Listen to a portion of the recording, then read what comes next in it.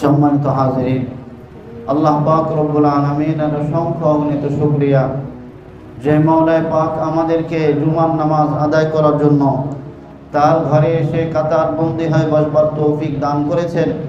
অতএব সকলেই দিল থেকে কালিমাতুশ শুকর বলুন আলহামদুলিল্লাহ।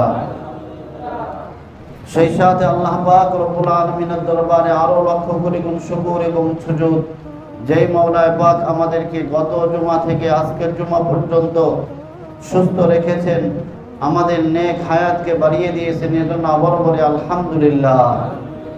আল্লাহ পাক রব্বুল আলামিনের দরবারে আমাদের দোয়া এবং দরখাস্ত আগামী জুমা পর্যন্ত যেন মাওলানা পাক আমাদেরকে দয়া করে, মায়া করে, অনুগ্রহ করে সুস্থতার সাথে আমাদের নেক হায়াতকে বাড়িয়ে দেন, এজন্য সবাই বলে আমিন। সম্মানিত হাজিরিন, রাসূল করিম সাল্লাল্লাহু আলাইহি ওয়াসাল্লামের জীবনের উপর দীর্ঘ আলোচনা চলতেছিল। সংক্ষিপ্ত আকারে আমরা বিভিন্ন বিষয়ে আলোচনা করতেছিলাম।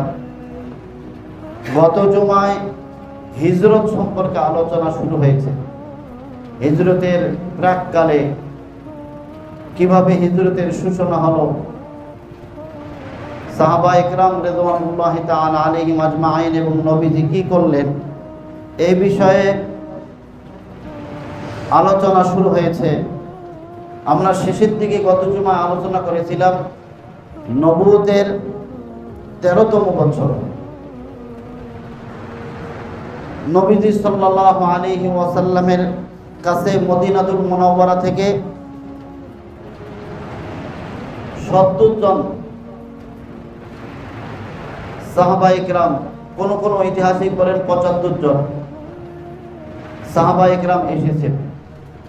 নবীজি হযরত মুসআব ইবনে উমাইর রাদিয়াল্লাহু তাআলা আনহুকে মদিনায় পাঠিয়েছিলেন সেখানকার নতুন মুসলমানদেরকে কোরআনে কারীম শেখানোর জন্য এবং সেখানে আরো বেশি মুসলমান বানানোর জন্য, মানুষের মধ্যে দ্বীনের দাওয়াত দেওয়ার জন্য হযরত মুসআব ইবনে উমাইর রাদিয়াল্লাহু তাআলা আনহুকে পাঠিয়েছিলেন। ওনার মেহনতের ফলে মুসলমানদের সংখ্যা বেড়ে যায়। এজন্য নবুয়তের 13তম বছর প্রায় 70 জনেরও বেশি, 75 জন মুসলমান নবীজি সাল্লাল্লাহু আলাইহি ওয়াসাল্লামের মহব্বতে, আল্লাহর মহব্বতে তারা মক্কাতুল মুকাররমায় হজের জন্য আসে। হজের মৌসুমে আসার পরে তারা বিভিন্নভাবে, আগে তো মোবাইলের কোনো যুগ ছিল না, নবীজি সাল্লাল্লাহু আলাইহি ওয়াসাল্লামের সাথে মিট করার জন্য, ওনার সাথে সাক্ষাৎ করার জন্য চেষ্টা করতেছিল। সর্বশেষ পরামর্শ হলো যে মক্কায় দেখা করা যাবে না, বরং সকলে যখন মিনায় যাবে, মিনায় জামরায়ে আকাবা, সেখানে বড় শয়তানে যেখানে মানুষ পাথর মারে, ওই জামরায়ে আকাবার পাশে একটা সুড়ঙ্গ আছে, সেই সুড়ঙ্গের মধ্যে রাতের বেলা সাক্ষাৎ হবে। তাহলে পরিস্থিতি কত ভয়াবহ ছিল, কত কঠিন ছিল। সাহাবা ইকরাম এবং নবীজি কিভাবে গোপনে দাওয়াতের কাজ করতেছিলেন ওই সময়। মানে মিনায় জামরায়ে আকাবার পাশে একটা সুড়ঙ্গ আছে, সেই সুড়ঙ্গের মধ্যে আজকে রাতের বেলা বৈঠক হবে, সেখানে পরামর্শ হবে। তাও এখন না, আইয়ামে তাশরিক, হজের দিনগুলোতে 12ই জিলহজ যখন আমরা জামরায়ে আকাবাতে যাব, সেখানে রাতের বেলা সাহাবায়ে কেরাম রিদওয়ানুল্লাহি তাআলা আলাইহিম আজমাইন ওই দিনের অপেক্ষায় থাকতে লাগলেন। 12ই জিলহজ কোন দিন আসবে। হযরতে কাব ইবনে মালিক রাদিয়াল্লাহু তাআলা ওই সময়ের ঘটনা উনি উল্লেখ করেন, হাদিসের কিতাবের মধ্যে আসছে, বুখারী শরীফের মধ্যেও আসছে, যে আমাদের সাহাবায়ে কেরাম তাদের সফর সঙ্গীদের সাথে, সাহাবায়ে কেরাম রাতের বেলা সবাই শুয়ে পড়েছে। শুয়ে পড়ার পরে যখন সবাই ঘুমিয়ে পড়েছে, তখন মুসলমানরা উঠে গেছে, আস্তে আস্তে জেগে ওযু করে এরপর সবাই জামরায়ে আকাবার কাছে গেছে। ওই সুড়ঙ্গের মধ্যে সবাই বসে পড়ছে। রাসূল করিম সাল্লাল্লাহু আলাইহি ওয়াসাল্লামের অপেক্ষায় সবাই। কিছুক্ষণ পরে নবীজি সাল্লাল্লাহু আলাইহি ওয়াসাল্লামের আগমন ঘটলো। বলেন সুবহানাল্লাহ। সাহাবা একরাম খুশি। মদিনার নতুন মুসলমান প্রায় 70 জনের উপরে সাহাবা একরাম, 73 জন পুরুষ, 2 জন মহিলা, 75 জন। 2 জন মহিলাদের মধ্যে উম্মে আম্মারা নাসিবা বিনতে কাব আর উম্মে আসমা বিনতে আমর, এনারা 2 জন ছিলেন, আর 73 জন পুরুষ ছিলেন। নবীজি সাল্লাল্লাহু আলাইহি ওয়াসাল্লামের সাথে ওনার চাচা হযরত আব্বাস, যদিও তখন উনি মুসলমান হন নাই, কিন্তু নিজের ভাতিজা হিসাবে বিভিন্ন বিপদ আপদের সাথে থাকতেন। হযরত আব্বাস গিয়েছেন।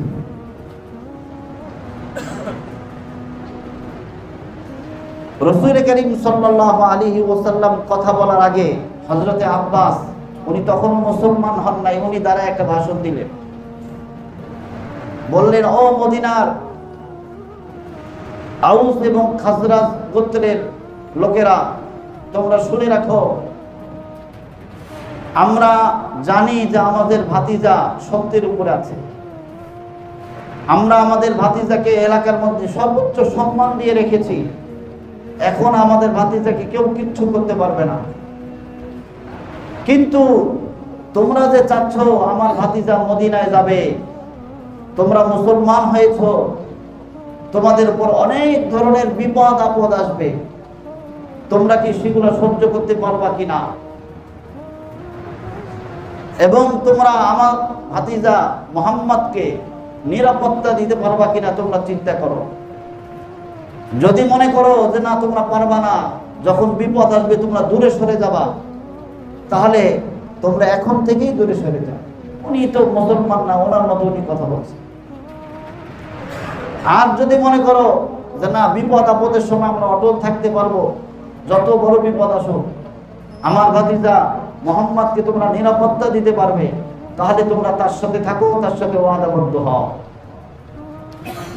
তখন হযরত কাব রাদিয়াল্লাহু তাআলা আনহু নবীজি সাল্লাল্লাহু আলাইহি ওয়াসাল্লামকে বললেন, ইয়া রাসূলুল্লাহ, ইয়া হাবিবাল্লাহ, আপনি আপনার রবের জন্য এবং নিজের জন্য আমাদের কাছ থেকে আপনি ওয়াদা নেন, অঙ্গীকার নেন। ইয়া রাসূলুল্লাহ, ইয়া হাবিবাল্লাহ, আপনি আমাদেরকে কিছু বলেন। আমরা তো আপনার চাচা আব্বাসের কথা শুনলাম, আপনি কিছু বলেন। রাসূল করিম সাল্লাল্লাহু আলাইহি ওয়াসাল্লাম প্রথমে কোরআন কারীমের তেলাওয়াত করলেন। কোরআন আগে, সবার আগে কি? সবার আগে কি ভাই? কোরআন। আমরা তো কোরআনের মর্যাদা বুঝি না। वो हम मुसलमान है मगर हम में मुसलमानी नहीं, हम में ईमान है मगर ईमान में कामिल नहीं। वो जमाना मुअज्जिज थे मुसलमान तालील कुरान होकर, ये जमाना जलीलो खार हुआ मुसलमान तारीख कुरान होकर।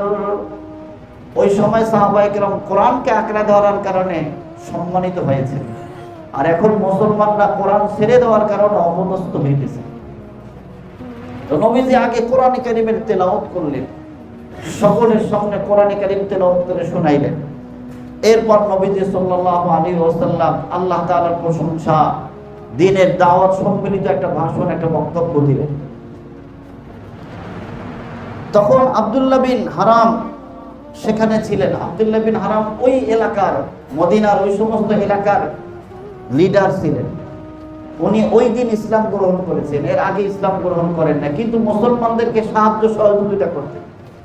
মুসলমানরা তাকে বুঝাইলেন, আপনি আমাদের এলাকার লিডার, আপনাকে আমরা ভালো জানি, আমরা চাই আপনিও জাহান্নামের আগুন থেকে বাঁচেন, আপনিও আজকে আমাদের মুহাম্মদুর রাসূলুল্লাহ নবীজির সাথে আমাদের বৈঠক হবে, আপনিও ইসলাম গ্রহণ করেন, আপনিও মুসলমান হয়ে যান। মুসলমানদের দাওয়াতে উনিও রাজি হয়ে গেছেন, উনিও ওই দিন মুসলমান হয়ে গেছেন। বলেন সুবহানাল্লাহ।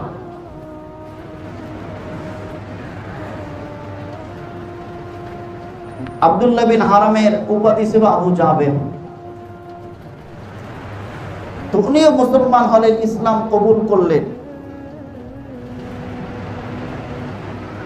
তো সাহাবায়ে কেরাম রাদিয়াল্লাহু তাআলা আলাইহিম আজমাইন ওই সময় নবীজি সাল্লাল্লাহু আলাইহি ওয়াসাল্লাম দাওয়াত দেওয়ার পরে নবীজির হাতে তারা 5টা জিনিসের উপর অঙ্গীকারবদ্ধ হইল। 1 নম্বর, নবীজি সাল্লাল্লাহু আলাইহি ওয়াসাল্লাম উপস্থিত সাহাবায়ে কেরামকে বললেন, ও আমার সাহাবায়ে কেরাম, তোমরা ইসলাম গ্রহণ করেছো, ইসলামের প্রাথমিক যুগ, এখন আমরা ইসলামের দাওয়াত দিতেছি। এখন কয়েকটা বিষয়ের উপর আমি মুহাম্মদুর রাসূলুল্লাহর হাতে তোমাদেরকে অঙ্গীকার করতে হবে। 1 নম্বর অঙ্গীকার, তোমরা সুখে এবং দুঃখে নবীজিকে মেনে চলতে হবে, আল্লাহ এবং আল্লাহর রাসূলকে মেনে চলতে হবে। সুখে থাকো তাও আল্লাহ এবং আল্লাহর রাসূলকে মেনে চলবা, কষ্টে থাকো, দুঃখে থাকো, বিপদে থাকো, তারপরেও আল্লাহ এবং আল্লাহর রাসূলকে মেনে চলবা। 1 নম্বর অঙ্গীকার, সবাই বলো ইয়া রাসূলুল্লাহ আমরা রাজি আছি। 2 নম্বর, রাসূল করিম সাল্লাল্লাহু আলাইহি ওয়াসাল্লাম বললেন, অভাবে এবং সচ্ছলতায়, অভাবে যখন থাকবা এবং সচ্ছল যখন থাকবা, তখন উভয় অবস্থায় তোমরা একইভাবে খরচ করবা। এটা যদিও নবীজির সাথে সম্পৃক্ত না, কিন্তু এটা করছেন কেন, মুসলমানদের যাতে ব্যালেন্স ঠিক থাকে। অনেক মানুষ আছে দেখবেন অভাবের সময় খরচ করতে পারে না, কিন্তু যখন সচ্ছলতা আসে এমন ভাবে টাকা পয়সা উড়ায় দেয়, আর পরে আবার অভাব এসে পড়ে। এজন্য নবীজি তাদেরকে বললেন, তোমরা অভাবে এবং সচ্ছলতা, ইসলামের যেহেতু প্রাথমিক যুগ, এই অবস্থায় তোমাদেরকে এটা মেনে চলতে হবে। আবার যখন ইসলাম সবল হবে, তখন ইসলামের কাজে, নিজেদের ব্যক্তিগত কাজে তোমরা ব্যয় করো। দিনের কাজে তো ব্যয় করতে কোনো মানা নাই, ব্যক্তিগত খরচের কথা বলা হয়েছে এখানে, যে তোমরা অভাবে এবং সচ্ছলতা একই ধারায় খরচ করবা। 3 নম্বর, রাসূল করিম সাল্লাল্লাহু আলাইহি ওয়াসাল্লাম অঙ্গীকার নিলেন, তোমরা সৎ কাজের আদেশ করবে, অসৎ কাজ থেকে নিষেধ করবে। মানুষকে সৎ কাজের আদেশ করবা, এবং তোমাদের সামনে যদি কোনো অন্যায় হয়, অসৎ কাজ হয়, অশ্লীলতা হয়, তাহলে তোমরা তাকে নিষেধ করবা। আমাদের সামনে, আমাদের এই গলিতে একজন মানুষ বা একটা যুবক গাঁজা খাইতেছে, আপনার কি করণীয়? তাকে বাধা দেওয়া, এটা হলো অন্যায়। এখন আপনি গাঁজা খাইতেছে, আপনি দেখেও না দেখার ভান করলেন, এই হাদিসের উপর আমল হইল না। নবীজি বলেন তোমরা সৎ কাজের আদেশ করো, অসৎ কাজ থেকে নিষেধ করো। তো সাহাবায়ে কেরাম বলেন, ইয়া রাসূলুল্লাহ আমরা এই সমস্ত অঙ্গীকারে রাজি আছি। 4 নম্বর, রাসূল করিম সাল্লাল্লাহু আলাইহি ওয়াসাল্লাম বলেন, তোমরা অঙ্গীকার করো, তোমাদের যত বিপদ আপদ আসুক না কেন, তোমরা সব সময় সত্যের উপর অবিচল থাকবা। তোমরা মানুষের ভৎসনা, মানুষের ঠাট্টা বিদ্রুপের কোনো পরোয়া করবা না।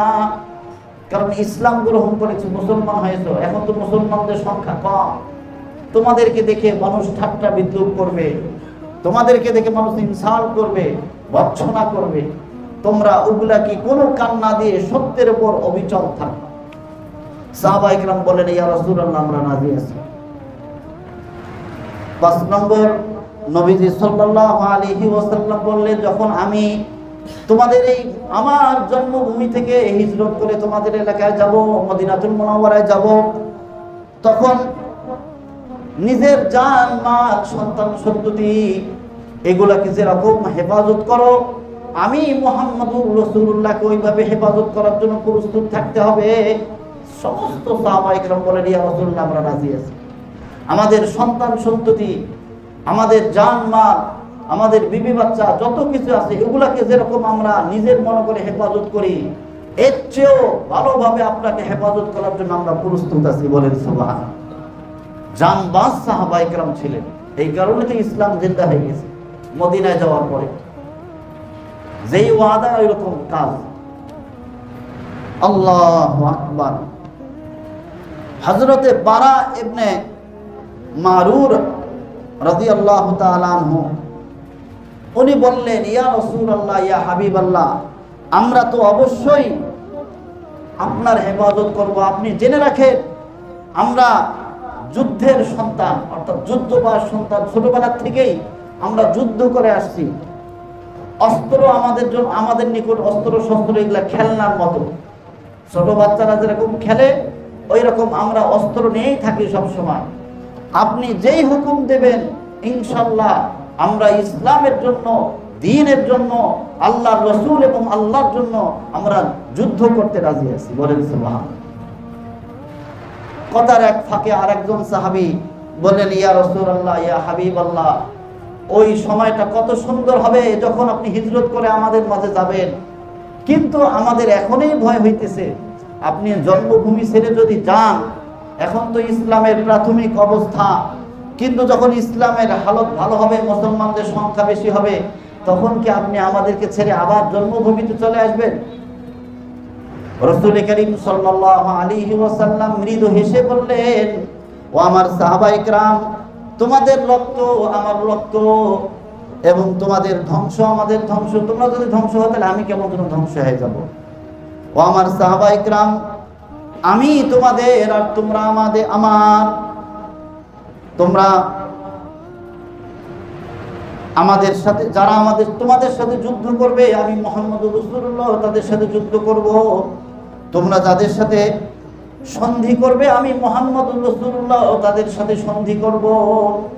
এভাবে নবী সাল্লাল্লাহু আলাইহি ওয়াসাল্লাম তাদেরকে আশ্বস্ত করলেন। আল্লাহু আকবার। রাসূল করিম সাল্লাল্লাহু আলাইহি ওয়াসাল্লাম এই ওয়াদা অঙ্গীকার নেওয়ার পরে যখন বিদায় দিবেন, নবীজি কাজের একটা তরতিব করে দিলেন। দ্বীনের কাজের কিন্তু একটা তরতিব আছে, প্ল্যান ছাড়া কোনো কাজ করা যায় না। ইসলামের প্রত্যেকটা কাজে নবীজি প্ল্যান করে কাজ করতে। নবীজি সাল্লাল্লাহু আলাইহি ওয়াসাল্লাম বললেন, তোমরা যে তোমাদের এলাকায় যাবে, দ্বীনের দাওয়াত দিবে, তোমাদের কিছু আমির থাকা দরকার, নেতা থাকা দরকার। নবীজি বললেন, তোমরা আউস থেকে 3 জন এবং খজরাজ থেকে 9 জন, মোট 11 জন আমির আমি নির্ধারণ করে দিলাম। রাসূল করিম সাল্লাল্লাহু আলাইহি ওয়াসাল্লাম খজরাজ থেকে 11 জন আমির দিলেন। 1 নম্বর আমির বানায় দিলেন হযরত আসআদ ইবনে যুরারা ইবনে আদাস রাদিয়াল্লাহু তাআলা। 2 নম্বর সাদ ইবনে রবিআ ইবনে আমর। 3 নম্বর আব্দুল্লাহ ইবনে রাওয়াহা ইবনে সালাবা। 4 নম্বর রাফি ইবনে মালিক ইবনে আজলান। 5 নম্বর আমির নির্ধারণ করে দিলেন বারা ইবনে মারুর ইবনে সাহার। 6 নম্বর আমির দিলেন আব্দুল্লাহ ইবনে আমর ইবনে হারাম। 7 নম্বর উবাদা ইবনে সামিত ইবনে কায়েস রাদিয়াল্লাহু তাআলা আনহু। 8 নম্বর সাদ ইবনে উবাদা। 9 নম্বর মুনজির ইবনে আমর। এই খজরাজ গোত্রের 9 জন লিডার নির্ধারণ করে দিলেন। আর আউস গোত্র থেকে 3 জন আমির বানাইলেন। 1 নম্বর উসাইদ ইবনে হুযাইর রাদিয়াল্লাহু তাআলা আনহু, প্রসিদ্ধ সাহাবী। 2 নম্বর সাদ ইবনে খাইসামা রাদিয়াল্লাহু তাআলা আনহু। 3 নম্বর রিফা ইবনে আব্দুল কুনফুজ রাদিয়াল্লাহু তাআলা আনহু।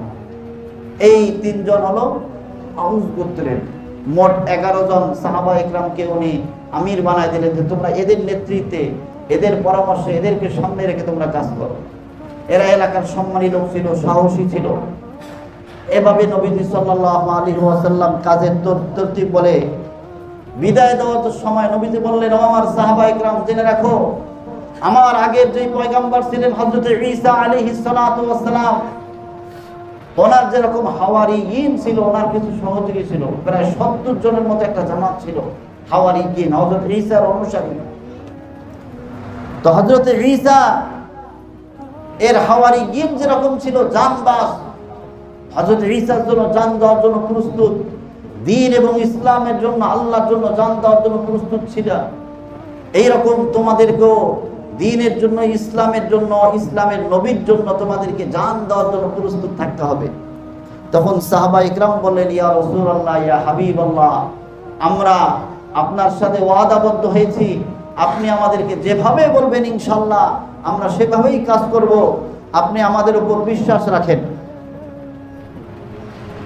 এরপরে ওই বৈঠকের পরে কিছুদিন পরেই, 2 মাস না যাইতেই হিজরতের অনুমতি নবীজি সাল্লাল্লাহু আলাইহি ওয়াসাল্লাম, যখন তারা যে এলাকার মধ্যে মেহনত শুরু করে দিল, ওই 70 জনের জামাত জান বাজি রেখে যখন মেহনত শুরু করে দিল, পুরা মদিনার মধ্যে একটা অবস্থান কায়েম হয়ে গেল, বলেন সুবহান।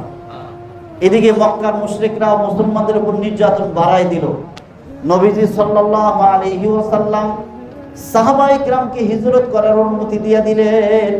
নবীজি এখনো যান নাই। সাহাবায়ে কিরামকে হিজরত করার অনুমতি দেওয়ার পরে যারা নতুন মুসলমান ছিল প্রায় সবাই একজন দুইজন করে মদিনায় হিজরত করতেছে।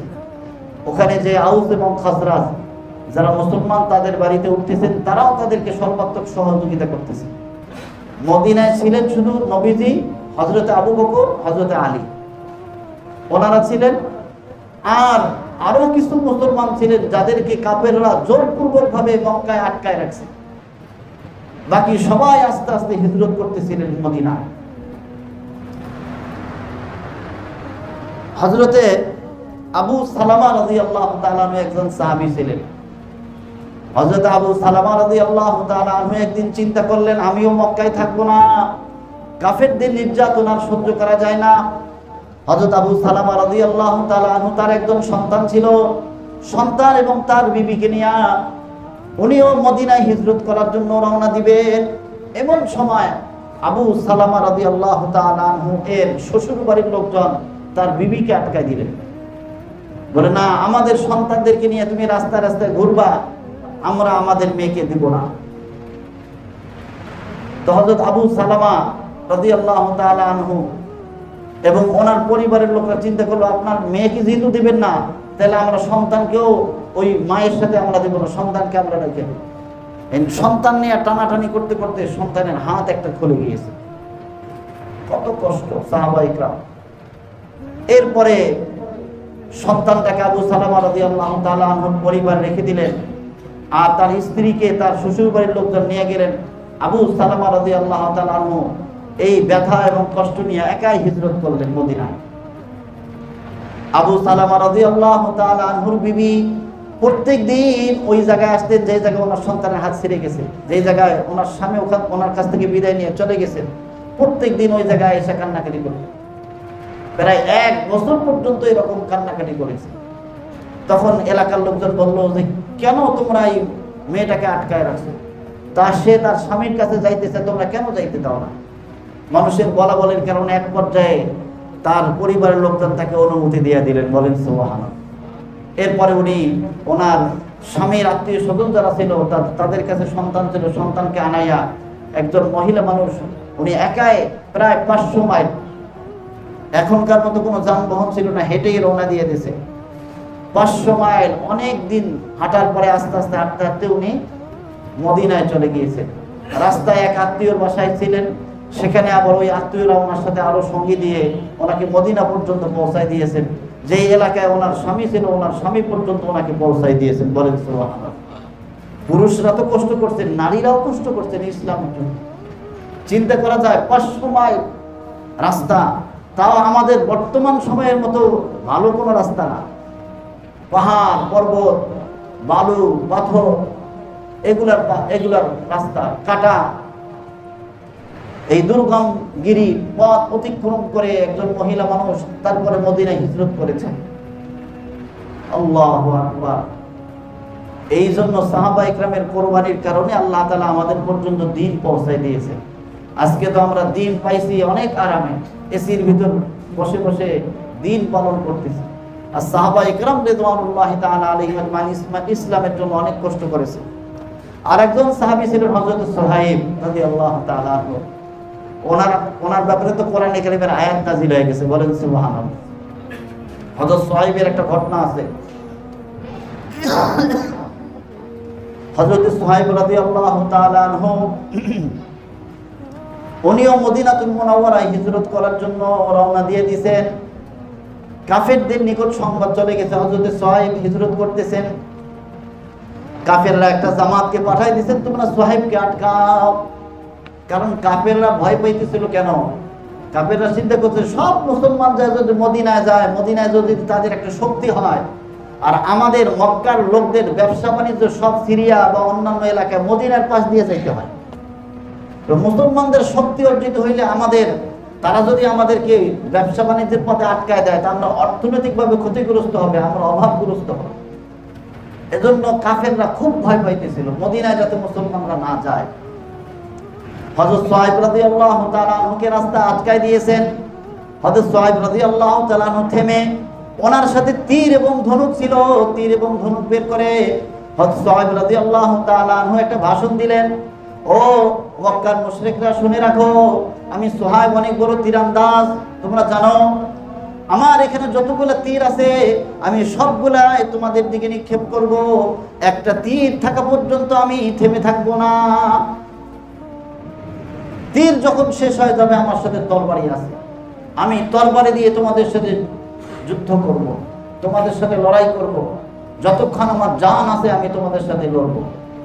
তোমরা যদি তোমাদের সন্তানকে ইতিম করতে না চাও, তোমাদের বিবিদেরকে স্বামীহারা করতে না চাও, তোমাদের পরিবারের লোকদেরকে তোমরা যদি পরিবারের একজন গুরুত্বপূর্ণ লোক দুনিয়া থেকে চলে না যায় এটা না চাও, তাহলে আমার সাথে তোমরা লড়তে আসিও না। যাও, আমার সম্পদ মক্কাতুল মুকাররমায় আছে সেগুলো তোমরা নিয়ে নাও, আমাকে এর বিনিময়ে তোমরা ছেড়ে দাও। মক্কার মুশরিক, তাদের তো ঈমান নাই, সম্পদের লোভ বেশি। বলে ঠিক আছে ভাই, কোথায় কোথায় আছে বলো তোমার সম্পদ। বলে অমুক অমুক জায়গায় আমার সম্পদ আছে, এগুলা তোমাদেরকে দিয়ে দিলাম। আমার সম্পদের কোনো লোভ নাই, আমার লোভ একমাত্র আমি মদিনাতুল মুনাওয়ারায় যাব, হিজরত করব, সেখানে ইসলাম নিয়ে, ঈমান নিয়ে, কোরআন নিয়ে, আল্লাহ এবং আল্লাহর রাসূল নিয়ে আমি বসবাস করব, এটাই আমার ভালো লাগবে। বলেন সুবহান। তখন মক্কার মুশরিকরা চলে যায়, ওনার সম্পদগুলো নিয়ে নিয়েছে, আর উনি হিজরত করে চলে গেছে। রাসূল করিম সাল্লাল্লাহু আলাইহি ওয়াসাল্লামের কাছে যখন এই সংবাদ আসছে, রাসূল করিম সাল্লাল্লাহু আলাইহি ওয়াসাল্লাম বলেন, সুহাইব, তোমার ব্যবসাটা অনেক ভালো ব্যবসা হয়েছে, তুমি সফল কাম হয়ে গিয়েছো। বলেন সুবহান। কোরআন কারীমের আয়াত রাসূলের উপর আল্লাহ অবতীর্ণ করেছেন। অমিনান নাসি মান ইয়াশরি নাফসাহু বুতিগা, অমিনান নাসি মান ইয়াশরি নাফসাহু বুতিগা মারদাতিল্লাহ, আল্লাহু রাউফুম বিল ইবাদ। আল্লাহ বলেন, মুসলমানদের মধ্যে এমন অনেক মুসলমান আছে যারা নিজেদের প্রাণের বিনিময় তাদের সম্পদকে তারা বিসর্জন দিয়ে দেয়। বলেন সুবহানাল্লাহ। ইবতিগা মারদাতিল্লাহ, আল্লাহ এবং আল্লাহর রাসূলের সন্তুষ্টির জন্য তারা নিজের জান, নিজের মাল উৎসর্গ করে দেয়। আল্লাহ পাক রব্বুল আলামিন এই সমস্ত বান্দাদের জন্য দয়ালু এবং রহমওয়ালা। নবীজি বলেন, সুহাইব, তুমি যে ব্যবসা করেছো তুমি সফল কাম হয়ে গিয়েছো। বলেন সুবহানাল্লাহ। আল্লাহু আকবার। মুহতারাম হাজিরিন, সাহাবায়ে কেরাম রাদিয়াল্লাহু তাআলা আলাইহিম আজমাইন এইভাবে হিজরত করতে করতে 2 মাস এর মধ্যে সমস্ত সাহাবায়ে কেরাম, অধিকাংশ মুসলমানরা মদিনায় হিজরত করেছে। শুধুমাত্র নবীজি সাল্লাল্লাহু আলাইহি ওয়াসাল্লাম বাকি ছিলেন। হযরত আবু বকর এবং হযরত আলী, নবীজি তাদেরকে নিষেধ করেছিলেন। হযরত আবু বকর সিদ্দিক রাদিয়াল্লাহু তাআলা আনহু তো হিজরত করার জন্য নবীজির কাছে অনুমতি চাইছেন, ইয়া রাসূলুল্লাহ, আমাকে অনুমতি দাও। নবীজি বলেন, আমারও মনে হয় অনুমতি হইতে পারে আল্লাহর পক্ষ থেকে, তুমি থাকো। হযরত আলীকেও নবীজি বলছেন, তুমি থাকো, তোমার কাম আছে। আর নবীজি উনি নিজের থেকে হিজরত করতেছেন না, উনি ওহীর অপেক্ষায় আছেন যে আল্লাহর অনুমতি কখন আসে। এভাবে 2 মাস পরে প্রায় 4 মাস যখন অতিবাহিত হয়, তখন আল্লাহ পাক রব্বুল আলামিনের পক্ষ থেকে নবীজিকে হিজরত করার অনুমতি দেওয়া হয়। বলেন সুবহানাল্লাহ। 4 মাস অপেক্ষা করে উনি আল্লাহর অনুমতির অপেক্ষায় ছিলেন। আল্লাহর পয়গম্বর, আল্লাহর হাবিব। আর আমরা তো আল্লাহর হুকুমের কোনো পরোয়া করি না, অথচ আল্লাহর নবী জানেন যে হিজরত করলে আল্লাহ কিচ্ছু করবেন না, তারপরে উনি অপেক্ষায় আছেন যে আমার মাওলা আমাকে কখন অনুমতি দেবেন, তারপরে আমি যাব। মুহতারাম হাজিরিন, সাহাবায়ে কেরাম রাদিয়াল্লাহু তাআলা আলাইহিম আজমাইন হিজরতের মাধ্যমে, আর হিজরত যেখানেই ছিল সেখানে ইসলাম জিন্দা হয়ে গেছে। এটা আল্লাহ পাক রব্বুল আলামিনের অনেক বড় নিয়ামত। সাহাবায়ে কেরাম যখন মদিনাতুল মুনাওয়ারায় হিজরত করেছেন, আল্লাহর রহমত শুরু হয়ে গিয়েছে। এজন্য আমরা যারা মুসলমান, আমাদেরকে ইসলামের জন্য যখন কোন কোরবানি দিতে হবে, কোরবানি করতে হবে, প্রস্তুত থাকতে হবে। এটা হলো ঈমানের তাকাজা, ঈমানের পরীক্ষা। যখনই কোনো বিপদ আসবে ইসলামের জন্য, দ্বীনের জন্য, ঈমানকে রক্ষা করার জন্য, তাহলে করতে হবে। কারণ ঈমান সবার আগে। ঈমান কার আগে? সবার আগে। আমার সম্পদের চেয়ে আমার ঈমান বড়, আমার ফ্যাক্টরির চেয়ে আমার ঈমান বড়, আমার পিতা মাতার চেয়ে আমার ঈমান বড়, আমার আত্মীয় স্বজনের চেয়ে, সন্তান সন্ততির চেয়ে আমার ঈমান বড়। ঈমান সবার আগে রাখতে হবে। এমনকি আমার পলিটিক্যাল লিডার যদি থাকে, তার চেয়েও আমার ঈমান বড়। গত টার্মে আমরা দেখেছি, গত টার্মে দেখার লাগবে না, আপনারা গতকাল অথবা গত পরশুদিন একজন আওয়ামী লীগের নেতার আপনারা স্লোগান দেখছেন, মানুষ বিপদে পড়লে কাকে ডাকে? আল্লাহকে ডাকে না? আর তারা ডাকে হলো জয় বাংলা জয় বঙ্গবন্ধু, নাউজুবিল্লাহ। এবং ও অ্যারেস্ট হয়েছে, সে আদালতে যাইয়ে জয় বাংলা জয় বঙ্গবন্ধু। তাদের ঈমান কোথায়? কত দুর্বল ঈমানদার। এবং তারা তাদের ঈমানকে সবাই রাখছে নাকি নেতাকে সামনে রাখছে? সে আল্লাহকে স্মরণ করবে বিপদের মুহূর্তে। মুসলমান তো এটাই হবে, বিপদের মুহূর্তে আল্লাহকে ডাকবে, সেটাকে জয় বাংলা জয় বঙ্গবন্ধু।